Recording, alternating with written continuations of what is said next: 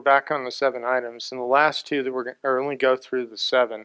So the first was wind power, the tongue, wind control, fingers of the right hand, the grip, or fingers of the right hand, the grip of the left hand. And now what we're going to talk about today is the face and the lips. And then,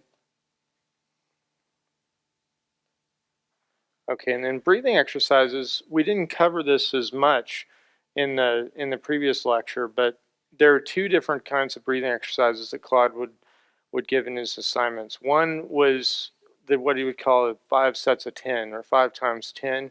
He would abbreviate just 5 times 10. But what you do is you basically turn your palms out so that your shoulders are back slightly, and that's so that your chest isn't collapsed in like that, and then you breathe in through your nose, and you feel your chest expand, and you keep your chest up, and then you breathe out through your mouth. Now, another thing that you would do to kind of check to see if you're tense when you're doing this is if you take a big breath and you can count out loud, like 1, 2, 3, and your voice sounds relaxed, then you know that you're not tensing up. If you overfill and you're kind of like 1, 2, and you can feel that tension, you know that you've gone too far with doing that. So it'll come out in your playing. So same sort of thing, you're practicing the breathing, training this to be a habit, so then when you're playing your instrument, it's going to happen the same way. Then the other thing is the walking exercise, which 5 walking, it's basically in 4 parts. That would be 5 steps in, 5 steps hold, 5 steps out, and then 5 steps holding your breath empty. So it would look like this. So here would be 5 steps in, like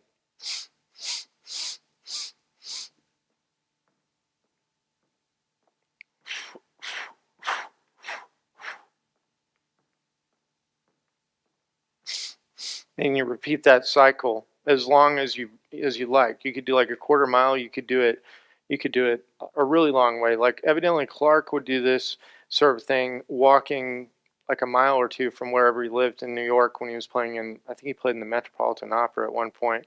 And he would do this back and forth on his way to work and his way back, and he would also practice his tonguing, which I found this really interesting. That Clarke, I don't know if I mentioned this in the previous one, but Clarke with his single tonguing could single tongue 16th notes at 180 beats per minute, which is like really fast. But he worked on it for 7 years to be able to do this. And Claude said that one of the things that he would do is on his way to work, he'd just go like, and he just practice like, and he'd just do that over and over and over again until he finally got it to where he could do that. But you could do that and incorporate that into the breathing exercises too. Now with that chest up, it works correctly, naturally, like it's supposed to. Chest stays up, and that's the way those muscles work. You don't have to think about it. In fact, if you tried to make it work that way, you couldn't do it. But if the chest stays up, you cannot breathe wrong. So therefore, if you let the chest down, you're wasting your time. The face is there so that it keeps your lips vibrating. And in the Systematic Approach book, if you look on, this is on page 5, there's this diagram. And a lot of people have misunderstood this when they read the book. It's not talking about your aperture. Sometimes people would misunderstand that, come to lessons with Claude, and try to make your lips do something like that. What he was talking about is that when your facial muscles are working correctly, it's going to feel like it moves like that as you ascend, as opposed to smiling or stretching back. And if you read in the sentences that come before and after this little diagram on page 5, you'll see that's kind of what the context is of what he's talking about.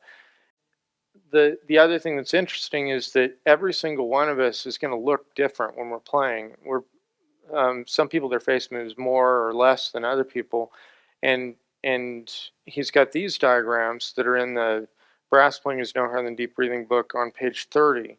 Now the point behind this is he's trying to say that some people might look like one like they're frowning, or in the third one there where the guy's face looks kind of funny looking, but those are okay. So the one that's not so good is the first one with the smiling and stretching back sort of thing. But the the thing that he would always say is like, forget about your lip and stay away from a mirror, because if you're looking in a mirror, what are you going to accomplish when you're looking at this? If what's going on inside of your mouth is working correctly, then all this other stuff is basically not as significant. It's there because it's going to keep your lips working, but it's not the thing to dwell upon as much as the air and the tongue. Okay, now how do you develop the muscles of the face? Now we talked about tongue level and types of exercises to work on using your tongue and your air together, and that indirectly trains your facial muscles. Now the thing that Sean demonstrated the other day where he was kicking the air on the upper notes on the daily trumpet routines, that's actually, as simple as it is, that's actually how you train your face to work the right way, because if you do those kicks, you'll feel like the air is doing the work for you. Like there's a phrase that I played in a clip yesterday where it said the tongue channels the pitch, the air does the work. If you're doing those little accents on the upper note, it will start to feel like your lip is less involved. I'm not saying your lip doesn't move at all, but it'll feel like it moves less, and that it's more your air doing it, and then you'll feel less tired. That's one of the things we were talking about having a conversation with Harry Kim, who's saying he doesn't get tired, and it's because he plays really pretty relaxed in his playing, and he uses the air really efficiently. So that's what we're working on with the tongue level. Then, if the lips alone were involved in changing the pitch, you would only achieve lip fatigue, and the resulting intervals would have a poor sound and be out of tune. The tongue is in charge of pitch and therefore of intonation. This comes from a quote from Arturo Sandoval in his book. Herbert L. Clarke and Claude Gordon corresponded earlier on, but actually before Claude Gordon moved to Long Beach. He was, like I said in the first lecture, he moved to Long Beach from Helena, Montana in the time of the Depression, and he really admired Herbert L. Clarke. So before this, he'd had problems in his playing and really wondered how he could fix things. And he wrote a letter to Herbert L. Clarke, which is included in the brass playing book. It looks like this. And what's interesting is if you read down towards the bottom of that, Clarke writes back to him and says, the lips do not play the cornet. They only act as a vibrating medium and should not be abused. Never practice after your lips feel tired. Rest every few moments. Build up, do not destroy. That gets onto a subject of the resting. And in the systematic approach demonstration yesterday, when Sergio would play that, you notice that he would play and then rest with it off your lip. You don't want to keep it on your lip. And by doing that, it saves you from feeling tired. If you reach the end of your practice and you feel tired, you're not quite doing the rest the right way. So you'd need to factor in a little bit more rest. So your goal is to make it to the end of the practice, not feel any fatigue at all, and then keep that going, and then you can basically practice indefinitely throughout the day. So that's kind of the idea behind resting. Claude would say it is rest as much as you play. In any of the books, whether it's the Systematic Approach book or even other books like the Charles Cullen book, Charles Cullen's Advanced Lip Flexibilities, which Claude didn't write, but he would say to factor in that amount of rest in those kinds of books so that you save yourself. And then back to the lip again, there's a lot of discussion about where to place it on your lip. Claude would teach that you should have a 2/3 on your top lip. And I think it's interesting that if you look at the different views on it, there's only a couple. There's 1/3 on the top lip, there's 2/3 on the top lip, or there are people that say that it doesn't matter at all. And I can't think of anything else. Some people might say you could put it 50-50 on your lip, but if you threw out it doesn't matter, you would only have two. Like, so where this school of teaching came up was, of course, Arban and sometimes people don't know this, but the original edition of the Saint-Jacome's book said to have the mouthpiece 2/3 on your top lip, and then the later version of it was changed, and then about 4 or 5 years ago, the Carl Fisher edition of it actually put the original text back in the book. And before this happened, I went on eBay and tracked down an original Saint-Jacome book from like 1894 or 1895, just so I could try to find what was written in the first part of it. So I've got a picture of that, and I've got some quotes. This is Arban's quote to kind of prove or to show you what each person said. The mouthpiece should be placed in the middle of the lips, 2/3 on the lower lip and 1/3 on the upper lip. At any rate, this is a position which I've adopted and which I believe to be the best. And then later, a couple paragraphs later, he says, in short, there's no absolute rule for the position of the mouthpiece. So what's interesting is that Arban said, this is the way I play, but I don't think there's any real way that matters. But then people started saying that they were following Arban and they should copy the way he's doing it. So that's one point that's kind of essential. Saint-Jacome is a picture of Saint-Jacome, and this is his method book. This is the actual cover of the 1894 version. In the first part of it, he says this: the lips are divided in the mouthpiece into two unequal parts, 2/3 for the upper and the rest for the under, according to all professors, and 1/3 for the upper and 2 for the under, according to one sole individual, whom I shall not name. So what's interesting to point out is these two guys were both around at the same time. They're both from France, and what's kind of interesting is that Arban's book kind of got endorsed by the Paris Conservatory and became more popular at the time, and maybe there was a little bit of resentment or something between Saint-Jacome, but their two books were equally as important, and all the different cornet soloists that I think you might even hear some of these from Rich Ida's presentation, but cornet soloists like Levy and Clarke and Krill and all these other guys, they only had the Arban book and the Saint-Jacome book. There weren't any of the other method books around for them to use, so that this is where they got their information when they were starting out. So there was two conflicting things. Now, the reason why the mouthpiece being on the top lip is better is because the lips vibrate better on the top lip.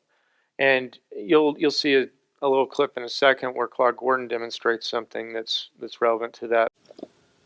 Saint-Jacome's an equal authority, a writer at the same time of Arban, made the statement, place it toward the center of the mouth.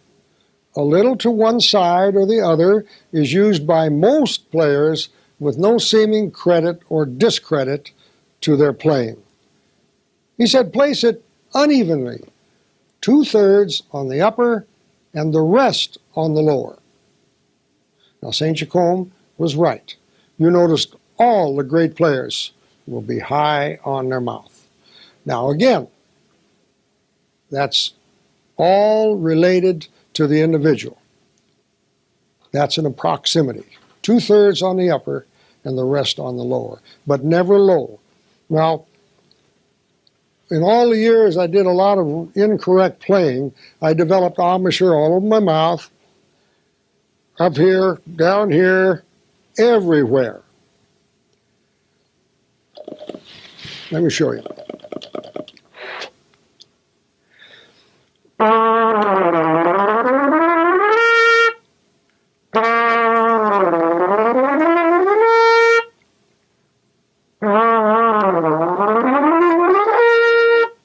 I'll try and get right in the corner.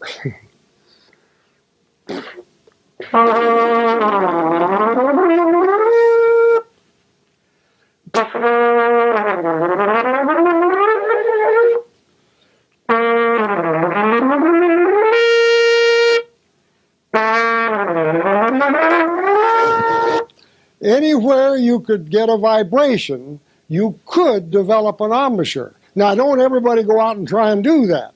Although, for me, it worked very good when I had it well developed. If you send a substitute to a studio performance, every time you have a sore lip, you'd lose a lot of money. So if I had a sore lip, I'd just move it over a little bit and play. And that could be developed. It helped out a lot of times. Okay, now, you could even use your tongue as a lower lip if you didn't need it for other things. But just to show you, the lip isn't that important as long as you have a vibrating surface.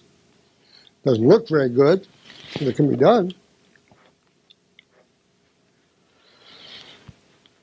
Oh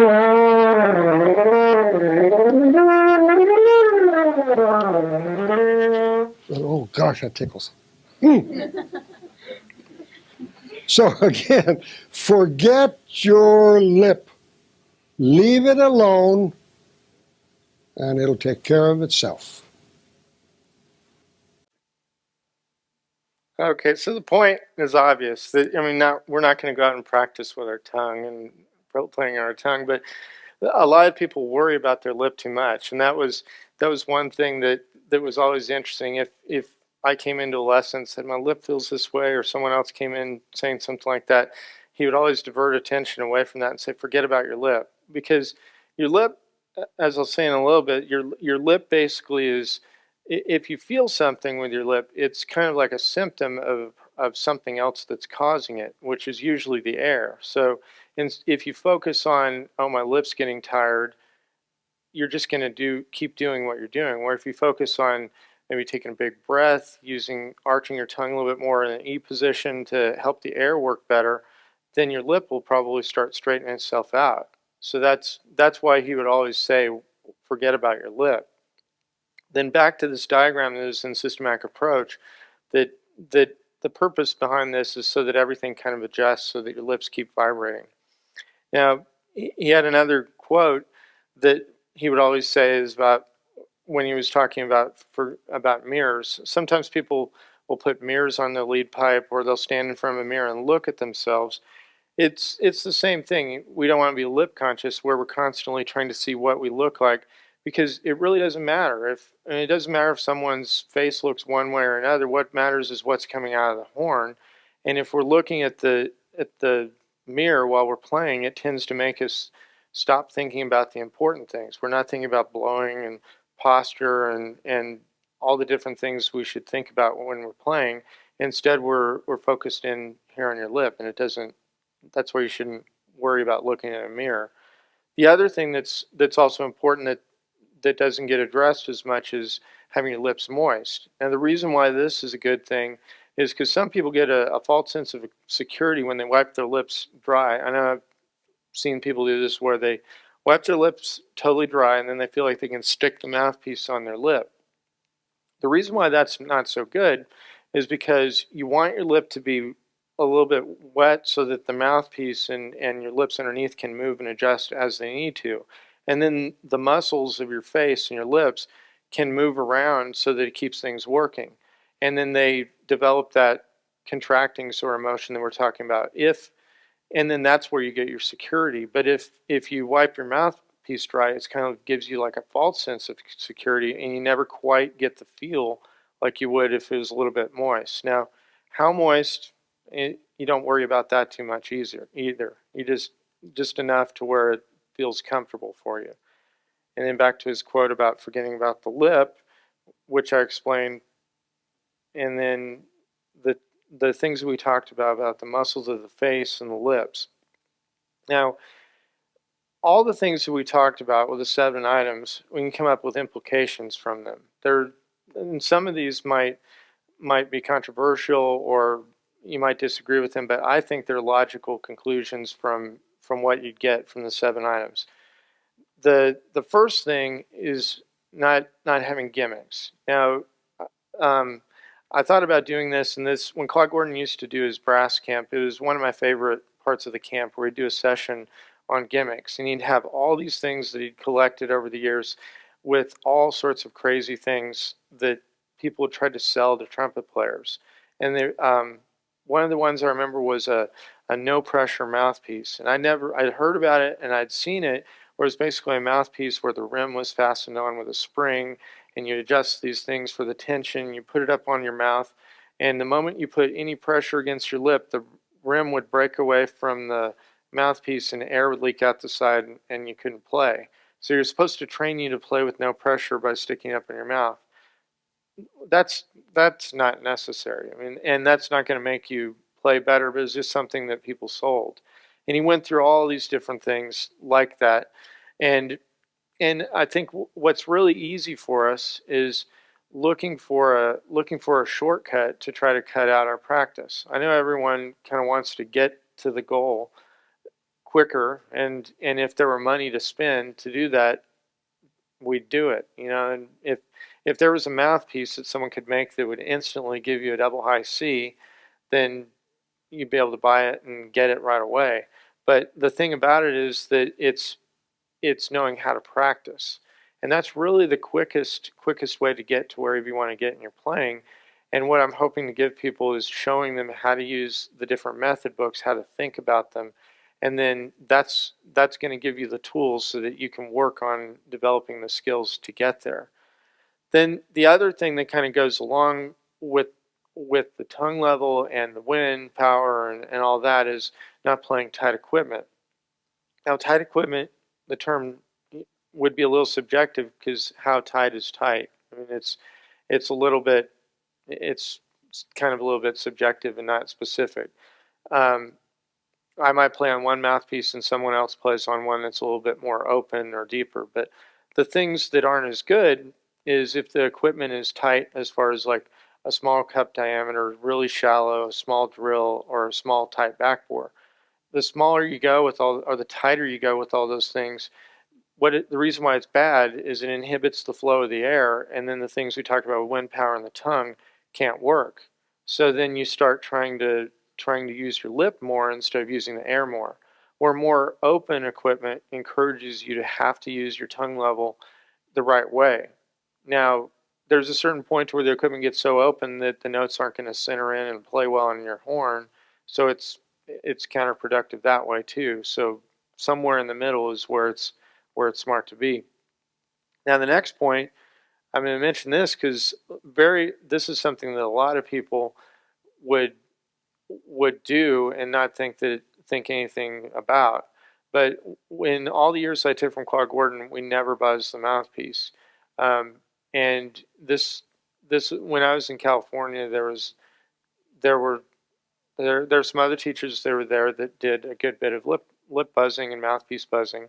And the thing that I thought was interesting, I think of one person in particular, is that was a great player, buzzed on his mouthpiece, taught all of his students to buzz on their mouthpiece, and he was very successful. But there was a difference between what he did and what his students did. He would practice his horn about 4 or 5 hours a day and then play maybe 3 hours of studio sessions a day. His students would buzz their mouthpiece an hour a day and maybe play another hour or so, maybe an hour or two on their horns. So it was a totally different proportion of buzzing in his playing versus theirs. With some, and I'm not saying that that nobody can be a great player and buzz, but what I'm saying is I don't think that buzzing is consistent with the other things. So if the air and the tongue are working the right way, then everything's going to work. And what usually happens is as people do more of the flexibility studies, they start feeling like they don't, and they get this feeling where you're more loose when you're playing. It'll feel like you don't feel like you need to do the buzzing. But that's a point that Claude would talk about. And then this is a quote that I found in the Arban book that I don't know if very many people have noticed that it's in there, but on page 10, it's like in the top little paragraph on that page. It says, under no circumstances should the lips make noise in the mouthpiece, even though many performers appear to think otherwise. So, I mean, it's right there in the book. Now, I don't know if he buzzed his mouthpiece at all, but you can tell that he was not thinking about it feeling like that when he was playing. So I don't think it feels like that either. And the reason why not to do this is, I believe, is because it feels different. And no matter all the things that people might invent out there to try to simulate the feel of playing on the trumpet or the brass instruments, I believe it can't feel the same.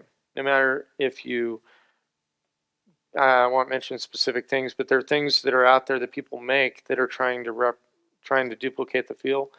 It's different because you've got the mouthpiece connected to a tube that's our instrument that's a certain length, and while we play, it's feeding back and giving us a feel to the way each note is. When we're playing, what we're basically doing is learning the tongue level and the resistance and the feel for every single note, and that's why I think it's also good to not switch equipment. If we switch the horn or the mouthpiece, It's like we're trying to readjust what everything feels like every time, and then we never feel like we're really kind of connected and at one with the instrument. Where if the equipment and everything remains the same, then it gets to be where more things are second nature and you don't have to think about it.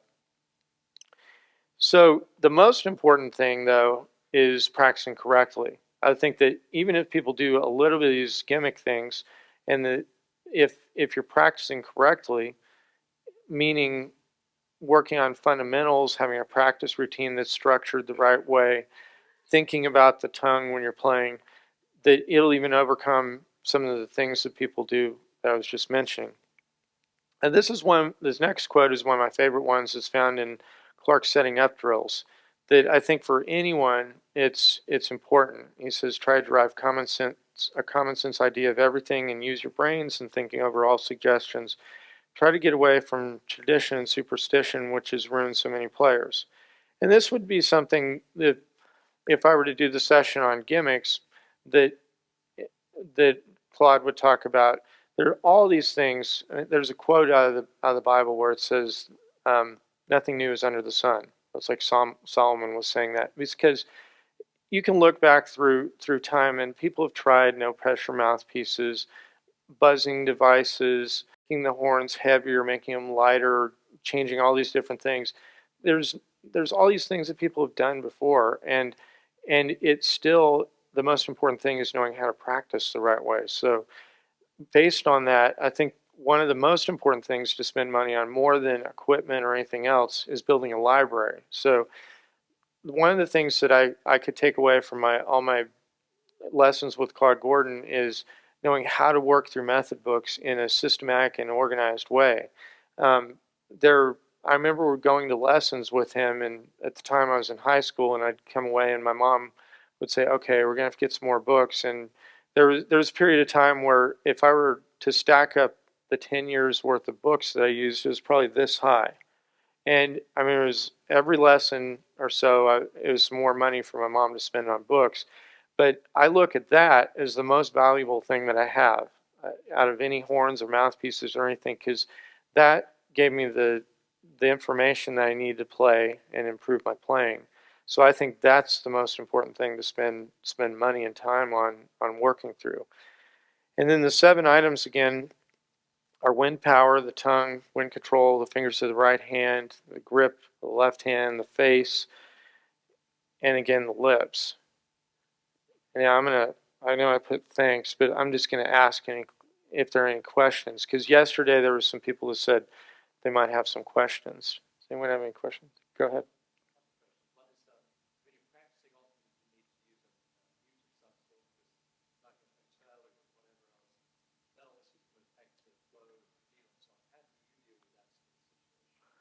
Okay, the question was about using a mute when you're practicing, if you're traveling or in a place where you can't play, like an apartment.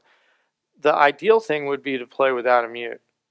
But if you have to, there I would say that the thing that works okay with playing in a mute would be technical exercises like Clarke's technical studies, or something that's middle register. I don't think that working on a range study or something like that works in a mute at all. I would rather not even play it at all. Some flexibility things, if they don't go high, could work in a mute, but even that doesn't feel the same. My personal solution, for example, when we went on a trip a couple years ago to China, I took a pocket trumpet, and I planned, and I'll talk about this in the last session, is I figured out how to make my practice routine very condensed, where I could get it down in like 15 or 20 minutes and not feel like I missed my playing on my horn and suffered for the 2 weeks that we were there.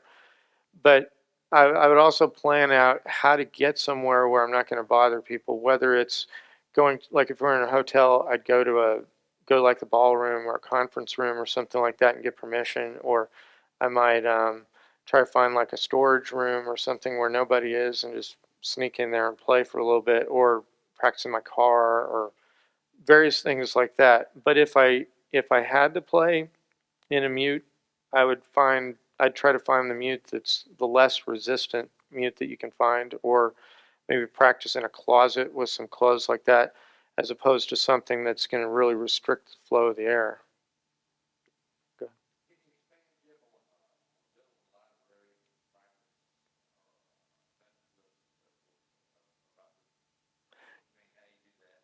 Yeah, no, I'm in the last lecture, that's where I'm going to try to list off some of those books. But I'll tell you, there's the book that I had you get, the Brass Playing is No Harder Than Deep Breathing book. It's really good because it lists off these different books and puts them in categories.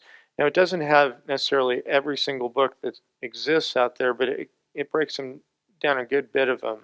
And that's a good place to start. Out of that list, where I would suggest people start with is all the tongue level and flexibility books, and I'm always on the lookout for books like that. And it doesn't even have to be a trumpet method book. Like, for example, if it's a trombone lip flexibility book that I find that's got some interesting exercises that aren't like anything on the trumpet, why not play it?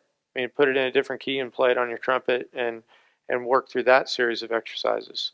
And because it's all tongue level exercises where you're training your tongue to find different intervals, and by switching those types of exercises around, it gets to where you're able to do a variety of things. I think sometimes people miss the idea about the idea of having a practice routine. It doesn't mean that the routine is locked in stone to where it has to stay the same all the time.